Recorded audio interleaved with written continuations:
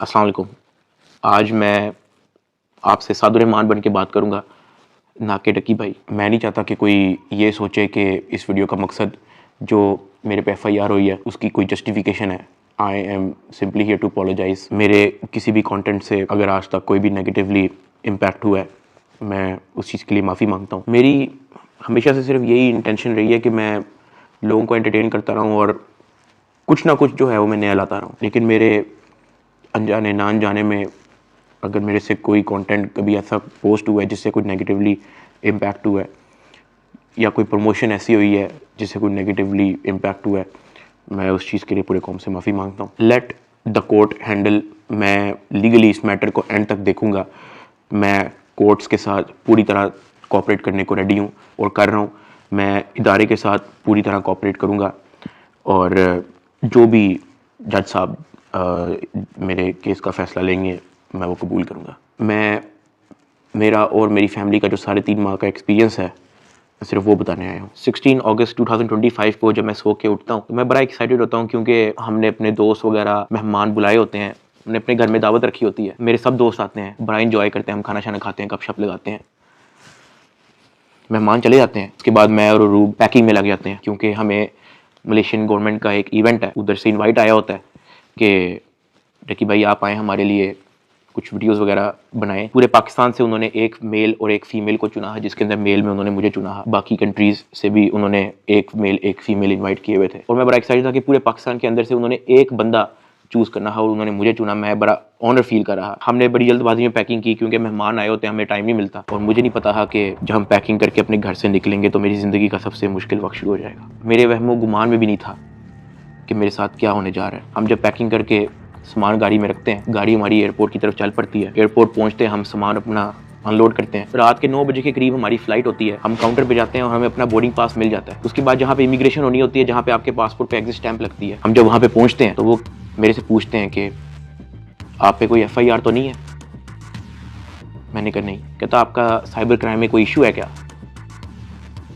मैंने कहा नहीं। कहते आप हमारे साथ आ जाएं। मैं और अरूब एक दूसरे की तरफ देखते हैं कि ये क्या हो गया। हम किसी को ऑन टाइम ज़्यादा इन्फॉर्म ही नहीं कर पाते हैं। मैंने ज़िया को सिर्फ मैसेज कर दिया है कि ये इस तरह से इशू हो गया है, तो शायद हम फ्लाई ना कर पाएँ, तो आप प्लीज़ गाड़ी जो है वो एयरपोर्ट ले आओ और हमें यहाँ से पिक कर लो। हमें लगा कि शायद हमें बस सिर्फ फ्लाई नहीं करने देंगे और हम घर जा सकेंगे। 5-10 मिनट के बाद इमिग्रेशन वाले हमसे हमारे मोबाइल ले लेते हैं, कहते हैं कि इसको एयरप्लेन मोड पर लगा दें, और अरूब की तरफ वो इशारा करते हैं कि अगर आप जाना चाह रही हैं मलेशिया तो आप जा सकती हैं। अरूब ने कहा नहीं, अगर साथ मेरे साथ जा रहा है तो मैं चले जाती हूँ, वरना मैं इधर ही ठीक हूँ। शायद ये मेरी गलती ही, मुझे उसको जाने देना चाहिए था, क्योंकि उसके बाद जिस चीज़ से मेरी फैमिली ने गो थ्रू किया है, मैंने यही रिग्रेट किया कि मुझे अरूब को मलेशिया भेज देना चाहिए था। इमिग्रेशन वाले हमें एक रूम में बिठा देते हैं। मैं और अरूब बस आपस में गपशप लगा रहे होते हैं कि कोई नहीं कल चले जाएंगे, कोई नहीं दोबारा टिकट करा के परसों चले जाएंगे, इवेंट भी 2 दिन के बाद है, कल चले जाएंगे। हम आपस में यही डिस्कस कर रहे थे। बिल्कुल मेरे अंदर इतना सा भी वहम गुमान नहीं था कि असल में इशू क्या है। 1 घंटे के बाद इमिग्रेशन वाले आते हैं, वो कहते हैं कि आ जाए हमारे साथ। एयरपोर्ट के बाहर NCCI की टीम आई होती है, मुझे वो हथकड़ी लगाते हैं, मेरी गाड़ी में बैठा देते हैं। अरूब कहती है कि मैंने भी साथ आना है। मैंने इसको कहा नहीं, तुम घर चली जाओ, मुझे नहीं पता क्या सीन है, मैं हैंडल कर लूँगा। वो गाड़ी भी चल पड़ी थी, गाड़ी सीधा चलेगी NCCI ऑफिस गुलबर्ग। इस वक्त यूट्यूबर डकी भाई की गिरफ्तारी का हर तरफ चर्चा है। डकी भाई को लाहौर एयरपोर्ट पर उस वक्त गिरफ्तार किया गया जब बिनूने मुल्क जा रहा था। NCCI लाहौर ने मारूफ यूट्यूबर सादुर रहमान उर्फ डकी भाई के खिलाफ मुख्तलिफ इल्जामात के तहत मुकदमा दर्ज कर लिया। साइबर क्राइम एजेंसी ने यूट्यूबर साद उर्फ डकी भाई के खिलाफ मुकदमा दर्ज कर लिया है। मशहूर यूट्यूबर डकी भाई कल रात से गिरफ्तार है। पाकिस्तान के सबसे मशहूर यूट्यूबर डकी भाई एक बार फिर बड़ी मुश्किल में फंस गए हैं। मुल्जिम को गुज़श्ता रात लाहौर एयरपोर्ट से गिरफ्तार किया गया था। यूट्यूबर डकी भाई बड़ी मुश्किल में, हुक्म जारी, मद्दाहों के लिए बुरी खबर। डकी भाई डकी भाई डकी भाई डकी भाई डकी भाई डकी भाई डकी भाई। रात के तकरीबन 11 बजे हम NCCI ऑफिस पहुंच जाते हैं। हथकड़ी मुझे लगी हुई थी, मुझे ऊपर एक रूम में लेके गए। जब मैं NCCI के ऑफिस पहुंचता हूं तो वहां पे 6-7 ऑफिसर्स बैठे होते हैं। मेरी हथकड़ी वो खोल देते हैं, मुझे कुर्सी पे बिठा देते हैं और मेरी इंटेरोगेशन शुरू हो जाती है। वहां पे मेरे से क्वेश्चन करते हैं एप्लीकेशंस के प्रमोशन के बारे में। वहां पे मुझे पहली बार आइडिया होता है कि मेरा इस इशू पे मुझे एयरपोर्ट पे रोका गया। खैर मेरे से वो जो सवाल करते गए मैं उनको बताता गया। मेरे पास 3 मोबाइल थे, मैंने तीनों मोबाइल के पासवर्ड उनको दिए। उन्होंने मेरे से मेरे जीमेल अकाउंट के पासवर्ड पूछे, मैंने वो भी उनको ऑन द स्पॉट दिए। उन्होंने मेरे से मेरे लैपटॉप का पासवर्ड पूछा, मैंने उनको ऑन द स्पॉट दिया। ऐसा भी नहीं कि मैंने उनको कोई बहाना लगाया हो कि मैं पासवर्ड भूल गया हूँ, because I had nothing to hide. मैं इदारे के साथ कॉपरेट करना चाहता हूँ। मैं ये नहीं चाहता कि इदारा ये सोचे कि मैं कुछ छुपा रहा हूँ। मेरा 23 दिन का रिमांड लिया गया। वो सारी इन्वेस्टिगेशन मैंने पहले 23 मिनट के अंदर दे दी थी। कई घंटे गुजर जाते हैं और तमाम ऑफिसर्स मेरी इंक्वायरी लेके चले जाते हैं, सिवाय एक के, जो मेरे इन्वेस्टिगेशन ऑफिसर्स थे, असिस्टेंट डायरेक्टर शुएब रियाज साहब। मेरे आईओ के अलावा जब तमाम ऑफिसर्स चले जाते हैं तो एक प्राइवेट बंदा बाहर से अंदर आता है। तो आईओ मुझे कहता है कि तुझे पता है कि तेरे पे एफआईआर होने वाली है। मैंने कहा यार मुझे थोड़ा सा एक्सप्लेन कर दें कि मेरे पे केस क्या है और क्या एफआईआर है और मैंने किया क्या है। तो जो प्राइवेट बंदा था जो बाद में आया था ना, वो कहता कि यार तेरे बहुत बड़े मामला आते हैं, तेरा बहुत बड़ा मैटर है, तेरे पीछे आईएसआई है, तेरे पीछे एमआई है, तेरे पीछे क्या क्या एजेंसी है। कहता तुझे पता ही नहीं है कि तूने क्या किया। तो वो मेरे पे ये इंप्रेशन डाला था कि हर इदारा जो है वो मेरे पीछे पड़ गया। साथ ही कहता कि लेकिन अगर आप हमारे साथ कॉपरेट करेंगे तो हम आपके साथ कॉपरेट करेंगे। मेरा तो काम ही कोई नहीं है। मैं सुबह उठता हूँ, फैमिली को टाइम दिया, बेगम को टाइम दिया, एक आधे दोस्त को टाइम दिया, जाके व्लॉग वगैरह बना लिया, घर आए, सो गए, दैट्स इट। इसके अलावा मेरी लाइफ में कुछ है ही नहीं। मेरे माइंड में 100 सवाल आना शुरू हो गए, लेकिन मेरे पास जवाब किसी का नहीं था। खैर उन्होंने मेरे पे एफआईआर दे दी, मुझे हवालात में बंद कर दिया। मैंने जिंदगी में कभी हवालात नहीं देखी थी।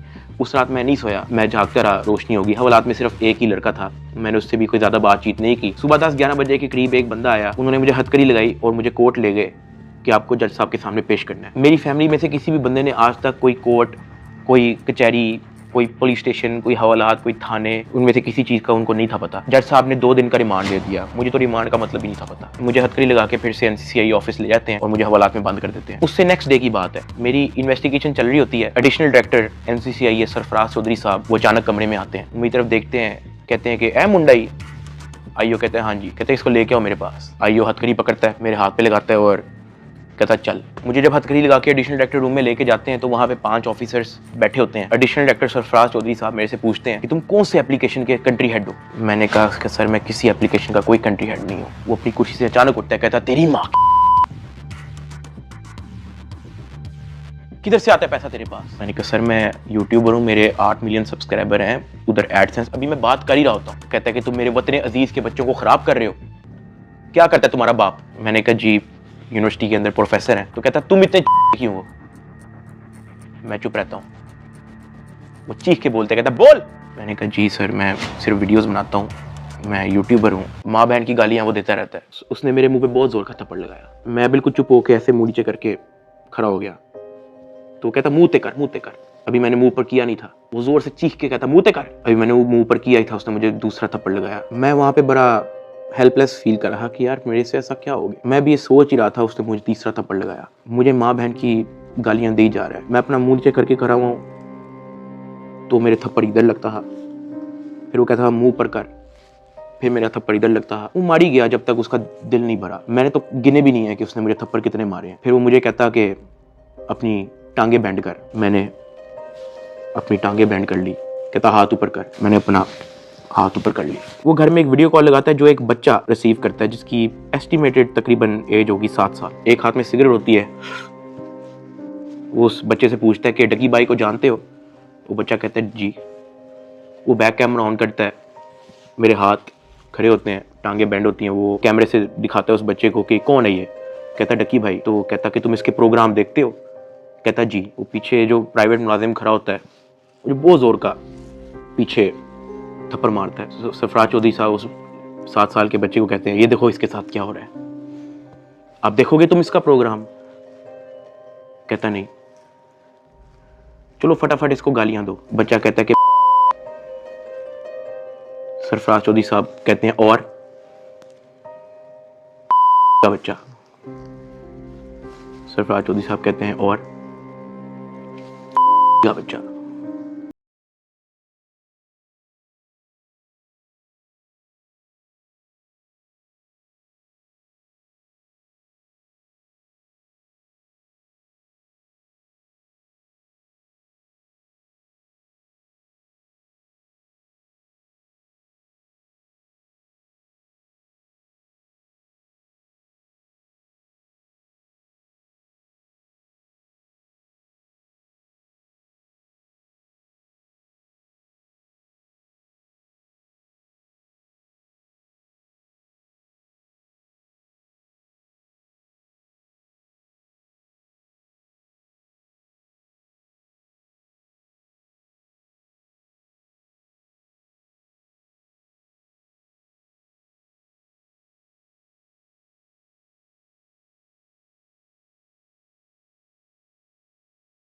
मेरा 23 दिन का रिमांड लिया मैंने, पहले 23 मिनट के अंदर उनको सब कुछ दिया,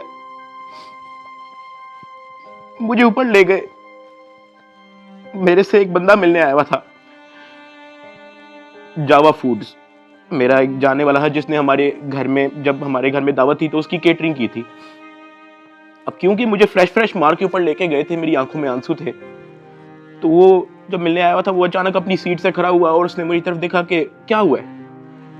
मैंने कहा कि यार मैं इनके साथ पूरी तरह कोऑपरेट कर रहा हूँ, वो फिर भी मुझे मारी जा रहे हैं, मुझे माँ बहन की गालियां दे रहे हैं। तो अगर आपकी यहाँ पे किसी ऑफिसर से बातचीत है, आप उनसे काइंडली रिक्वेस्ट करें कि यार मुझे मारे कम, या मुझे तब मारे जब मैं आपको कुछ छुपा रहा हूँ या आपको कुछ गलत बता रहा हूँ, तब मार लें, लेकिन मुझे मारे कम।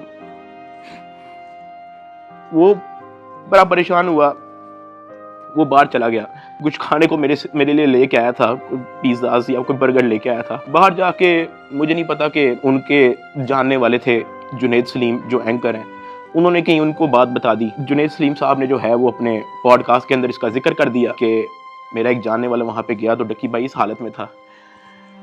तो जुनैद सलीम साहब ने जो है वो इस चीज़ का पॉडकास्ट दे दिया। ज़ेरे हिरासत जब डक्की भाई थे तो कुछ लोग उनसे मिलने गए, तो उन्होंने कहा कि आप पिज़्ज़ा खाएंगे, तो डक्की भाई जवाब में उनके पाँव पड़ गया जो उनसे मिलने आए थे, और बिलक बिलक के रोने लगा और कहने लगा पिज़्ज़ा को छोड़े, उनसे कहे मुझे मारें कम। ये नहीं कहा कि मुझे ना मारें, मगर मुझे मारें कम, बहुत मार रहे हैं। जो फिर मेरे लिए अंदर प्रॉब्लम हुई, मुझे फिर इस बात पे डांट पड़ी कि मैं आगे बात आउट कर रहा हूँ। खैर मैंने फिर डिसाइड किया कि मैंने अब बोलना ही नहीं, मुझे जितना मर्जी मारे, मैंने किसी को नहीं बताना।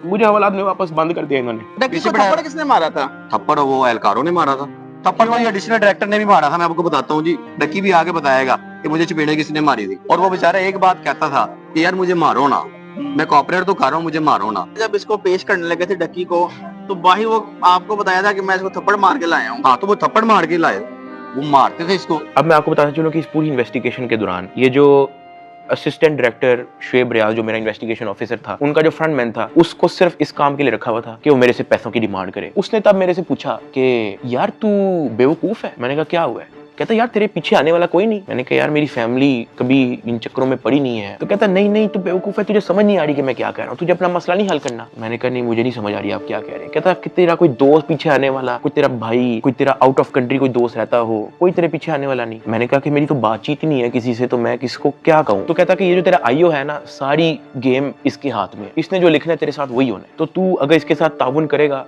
तो तेरा मसला हल हो जाएगा। मैंने कहा मैं समझा नहीं आपकी बात। कहता कि भाई लगता है तुझे सारा पैसा कब्र में लेके जाना है, पैसे आप फिर कमा लोगे, आप अपना मसला हल करो। मैंने कहा मैं इन चक्करों में कभी भी नहीं पड़ा, मुझे नहीं पता कि क्या पैसे कितने लगते हैं, क्या होता है, मुझे नहीं पता, आप मुझे बताओ आप कहना क्या चाह रहे हो। कहता कि तेरा जो मसला है ना वो 7-8 के अंदर हल हो जाएगा। पहले मुझे लगा कि कोई 7-8 लाख की बात कर रहा है कि कोई 7-8 लाख के अंदर मेरा मसला हल हो जाएगा। मैंने कहा 7-8 लाख? कहता नहीं तू लाखों में ही रही। मैंने कहा 7-8 करोड़?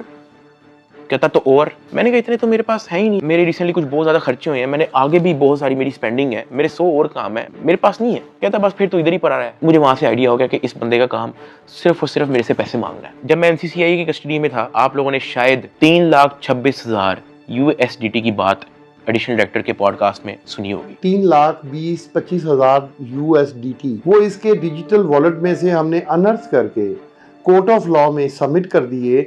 हमने इसके डिजिटल वॉलेट में से वो अपने वॉलेट में जो सरकार का होता है उसमें अनर्थ करके प्रॉपर उसको फर्द मकबूजगी बनाकर कर दिया। ये बहुत बड़ी अचीवमेंट है। उन्होंने दर्जनों पॉडकास्ट दे के ये बताया कि 3,26,000 USDT जो है वो हमने इससे बरामद कर लिए हैं। अब मैं आपको उसकी असल स्टोरी बताता हूँ कि वो क्या है। हवाला से मुझे इन्वेस्टिगेशन के लिए लेके जाते हैं कोई शाम के 7 बजे के करीब। आइयो मुझे कहता है कि अपना बाइनेंस का अकाउंट खोल। मैं अकाउंट खोल देता हूँ। मेरे अकाउंट के अंदर कुछ ट्रेड चल रही होती है जो मेरी सारी लॉस पे गई होती है, क्योंकि उस दौरान बिटकॉइन नीचे गया हुआ था। वो सारी ट्रेड मेरी लॉस में क्लोज करता है, मेरी फ्यूचर्स की ट्रेड सारी लॉस में क्लोज करता है, मेरा पर्सनल नुकसान करता है। सारे टोकन जो मेरे पास डॉज, बिटकॉइन, इथीरियम, मेरे पास दर्जनों टोकन और पड़े हुए थे, वो सारे क्लोज करके उसको USDT में खुद कन्वर्ट करता है और वो कहता है कि ये USDT ट्रांसफर कर। मैंने कहा सर इसकी क्या वजह है, आपने मेरा पर्सनल लॉस भी कर दिया है। कहता है कि तुझे अपना मसला हल करना है या नहीं करना। मैंने कहा कि सर लेकिन ये 3,26,000 USDT आपने ट्रांसफर क्यों करना है? जो भी आपकी इन्वेस्टिगेशन है आपके सामने, अकाउंट मैंने आपको दे दिया, उसका जीमेल मैंने आपको दे दिया, पासवर्ड मैंने आपको दे दिया, आपने ट्रांसफर इसको क्यों करना है? कहता है तुझे जितना कह रहे हैं उतना कर। मेरी 15 मिनट उनके साथ बहस चलती रही कि सर ये पैसे ज्यादा हैं, मुझे आप